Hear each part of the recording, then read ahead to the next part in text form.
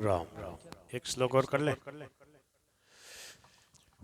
श्रीमद् भागवतम पुराण तिलकम यद वैष्णवानां धनम।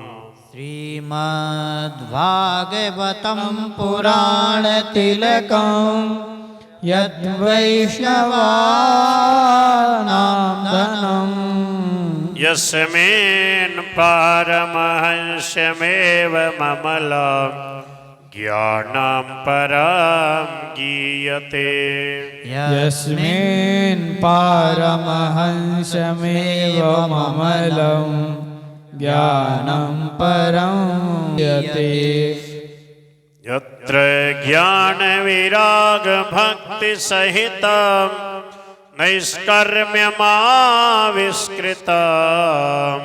यत्र ज्ञानविरागभक्तिसहितं नैष्कर्म्यमाविष्कृतम्। तच्छृण्वन् प्रपठन् विचारण परो भक्त्या विमोचेन्नरः। तच्छृण्वन् प्रपठन् विचारण परो भक्त्या विमोचेन्नरः। श्रीमद् भागवतम कथम पुराण तिलकम कैसा है? बोले पुराण तिलकम संपूर्ण पुराणों का तिलक है, अर्थात सभी पुराणों में सर्वश्रेष्ठ है। यद जो कि वैष्णवानाम धनम वैष्णवों का परम धन है। यस्मिन जिसमें पारमहंस्यम एव अमलम ज्ञानम परम गीयते जिसमें परमहंसों के प्राप्य विशुद्ध ज्ञान का ही वर्णन किया गया। पारमहंस्यम अमलम मनि निर्मल विशुद्ध ज्ञानम विशुद्ध ज्ञान का गीयते वर्णन किया गया है। परमम परम ज्ञानम विलक्षण ज्ञान का वर्णन किया गया है, भक्ति का वर्णन किया गया है। ज्ञान परक बातें खूब आती हैं इसमें। और यस्मिन यत्र ज्ञान विराग भक्ति सहितम नैष्कर्म्यम आविष्कृतम। ज्ञान वैराग्य, विराग मानी वैराग्य, और भक्ति सहित नैष्कर्म्य। नैष्कर्म्य का मतलब जिसके कर्म अकर्म हो जाते हैं उसको नैष्कर्म्य कहते हैं। कर्म अकर्म हो जाते हैं महापुरुषों के। जैसे यस्त्वात्मरतिरेव स्यादात्म तृप्तस्य मानव आत्मन्येव च संतुष्ट तस्य कार्यम। कुछ भी करना शेष नहीं रहता है। कर्म योग, ज्ञान योग और भक्ति योग तीनों से ही, इसको स्वामी जी कहते थे कुछ भी नहीं करना, करने से ही न करना आएगा। न करना जिसको चुप साधन कहते हैं, जिसको सहज समाधि कहते हैं, मतलब तुरीय अवस्था, जिसमें महापुरुषों के द्वारा जो कुछ भी कर्म किया जाता है उसका उनको कोई भी पाप रूप और पुण्य रूप कोई भी फल बंधन कारक फल नहीं रहता। जैसे कहा अनिष्टम इष्टम मिश्रम से त्रिविधम कर्मण फलम भवति अत्यागिना प्रेत्य न तो सन्यासिनम। जिन्होंने त्याग कर दिया सुख की इच्छा का, उनको किसी भी कर्म का कोई फल कहीं भी नहीं मिलता। कर्म का फल का मतलब बांधने वाला। कर्म फल से रहित हो गया मतलब मुक्त हो गया, वो सीधा भगवान के धाम जाएगा। उसमें कहते हैं निष्कर्मता।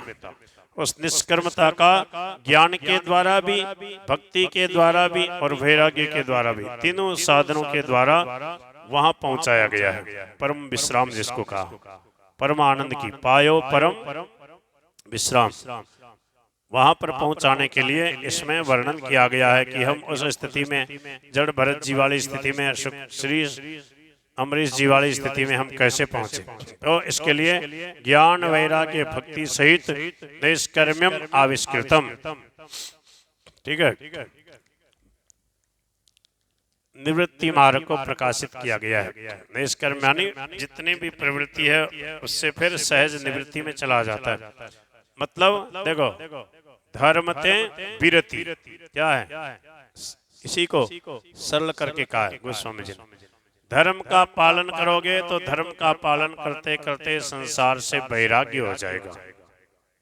धर्म ते विरति, वैराग्य होगा तो योग में स्थिति हो जाएगी, योग में स्थिति हो जाएगी योग ते ज्ञान, ज्ञान हो जाएगा तो ज्ञान मोक्षप्रद, वेद बखाना, जीवन सफल हो गया, कल्याण हो गया, जीते जी मुक्त हो गया।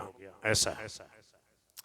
तो यत्र जहां ज्ञान वैराग्य और भक्ति सहित निवृत्ति मार्ग को आविष्कृत मानी प्रकाशित किया गया है, तत्श्रवण उसको सुनने से, प्रपठन पढ़ने से और विचार करने से, भक्तिया भक्ति भाव से, इसको सुनने से, इसको पढ़ने से और इसके ऊपर विचार करने से, चिंतन करने से, मनन करने से नरः मनुष्य विमुच्यते, मुक्त हो जाता है, उसका कल्याण हो जाता है, उसका जीवन सफल हो जाता है।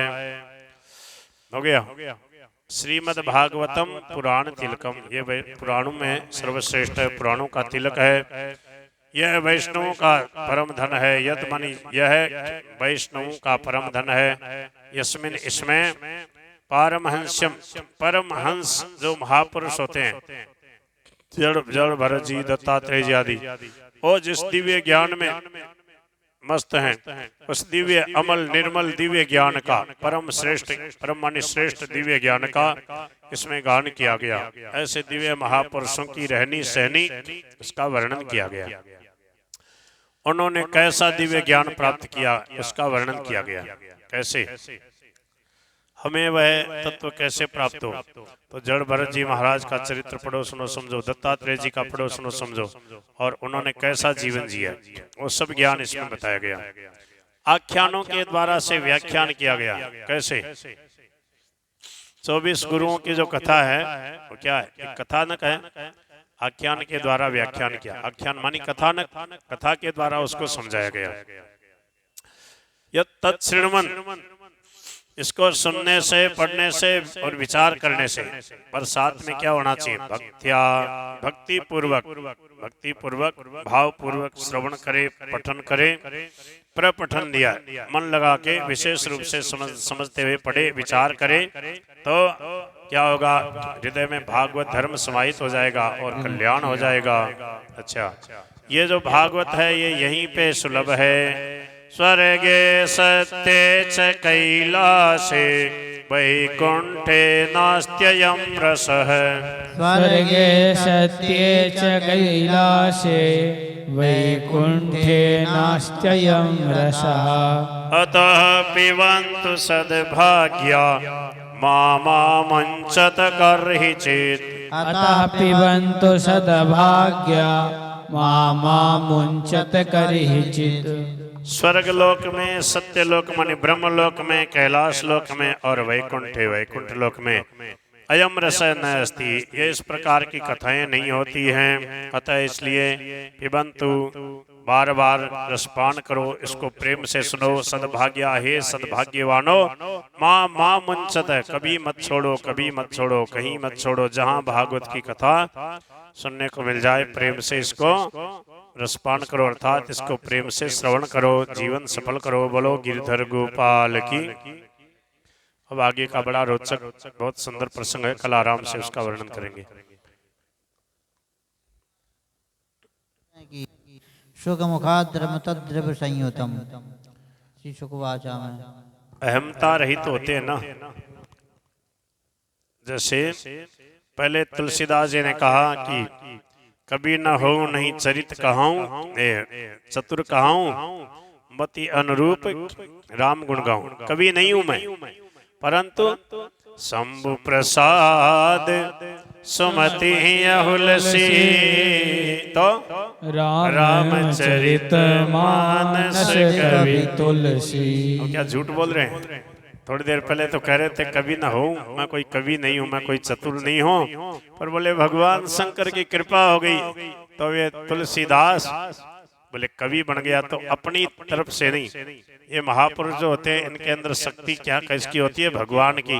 तो भगवान की शक्ति से कह रहे हैं कि ये हमारी महिमा नहीं है, बोले भागवत की महिमा है। बोलो गिरधर गोपाल, राधे राधे।